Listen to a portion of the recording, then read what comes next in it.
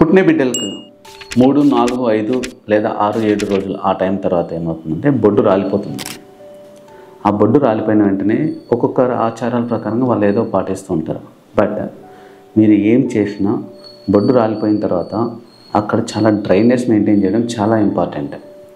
Dryness అంటే చెమ్మే ఉండకూడదు. చెమ్మ ఎక్కడుంటే ఇన్ఫెక్షన్ అక్కడ ఉంటుంది.